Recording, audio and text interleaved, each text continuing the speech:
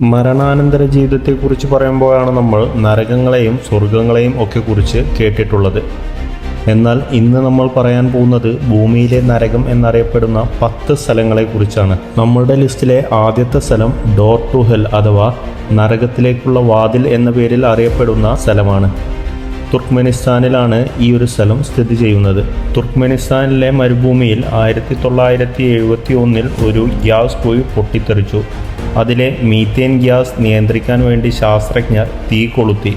പക്ഷേ 50 വർഷം കഴിഞ്ഞിട്ടും ആ തീ ഇന്നും കത്തിക്കൊണ്ടിരിക്കുകയാണ്.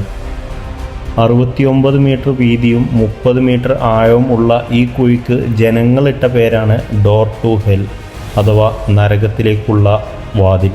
ഇതിൻ്റെ വിചിത്രമായൊരു കാര്യം എന്താണെന്ന് വെച്ചാൽ ശാസ്ത്രം ഇത്രത്തോളം വളർന്നിട്ടും ഈ തീ ഇന്നും അണക്കാൻ പറ്റാത്ത ഒരു അത്ഭുതമായി കത്തിക്കൊണ്ടിരിക്കുന്നു എന്നാണ്. നമ്മുടെ ലിസ്റ്റിലെ രണ്ടാമത്തെ സ്ഥലമാണ് ലേക്ക് നാട്രോൺ. ഈ സ്ഥലം സ്ഥിതി ചെയ്യുന്നത് തെൻസാനിയയിലാണ്.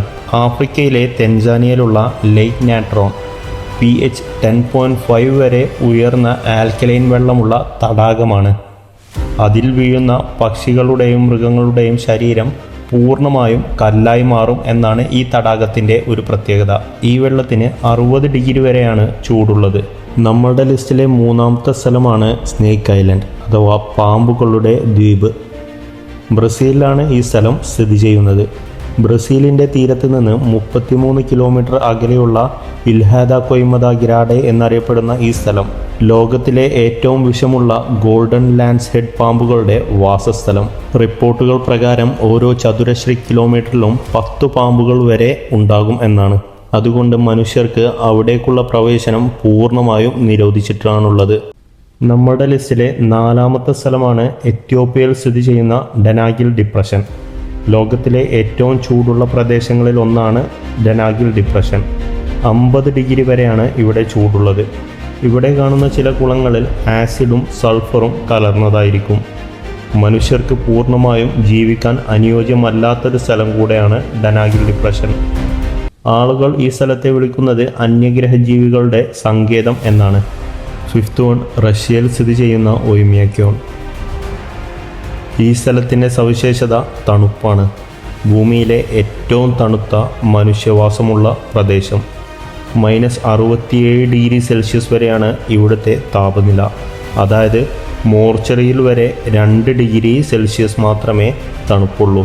അപ്പോൾ നിങ്ങൾക്ക് തന്നെ മനസ്സിലാവും -67 ഡിഗ്രി സെൽഷ്യസ് എന്ന് പറഞ്ഞു കഴിഞ്ഞാൽ എത്രത്തോളം ഭയാനകരമായ തണുപ്പായിരിക്കും എന്ന്.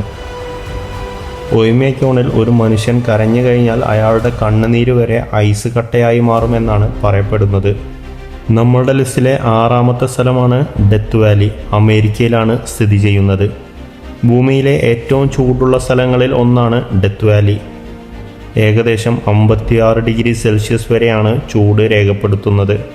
വേനൽക്കാലത്ത് ഇവിടെ വണ്ടി ഓടിക്കാൻ കഴിയില്ല. കാരണം വേനൽക്കാലത്ത് വണ്ടികളുടെ ടയർ വരെ ഉരുകിപ്പോകും. അവിടെ ചെരുപ്പില്ലാതെ നടന്നു കഴിഞ്ഞാൽ കാലിൻ്റെ അടിഭാഗം വെന്തുപോകും എന്നാണ് പറയാറുള്ളത്.